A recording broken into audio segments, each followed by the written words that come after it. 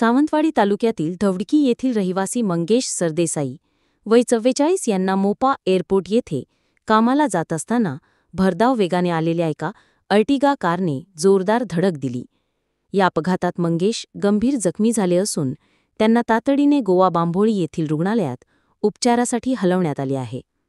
हा अपघात जुन्या मुंबई-गोवा महामार्गावरील इन्सुली घाटातील 7 जांभळी परिसरातील वळणावर सकाळी 11 वाजण्याच्या सुमारास झाला.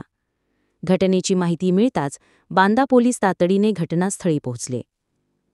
प्रत्यक्षदर्शींच्या माहितीनुसार अर्टिगा कार चालक दारूच्या नशेत होता. अपघातपूर्वी त्याने पत्रकार जय भोसले यांच्यासह अन्य 2 वाहनांना हुलकावणी दिली होती.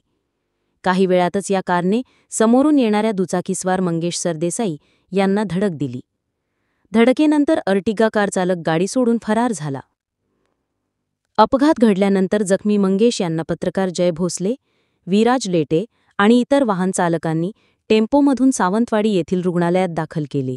मात्र गंभीर दुखापत झाल्याने त्यांना पुढील उपचारासाठी गोवा बांभोळी रुग्णालयात पाठवण्यात आले. घटना बांदा पोलीस ठाण्याच्या हद्दीत घडल्याने बांदा पोलीस तपास करत आहेत. अर्टिगा कारच्या कागदपत्रांच्या आधारे पोलिसांनी गाडी मालकाशी संपर्क साधला असता चालकाने गाडी नेल्याची माहिती त्याने दिली. तसेच अर्टिगा कारमध्ये काही अन्य गाड्यांच्या नंबर प्लेट्सही आढळल्या आहेत. पोलिसांनी फरार अर्टिगा कार चालकाचा शोध सुरू केला असून या प्रकरणाची अधिक चौकशी करत आहेत.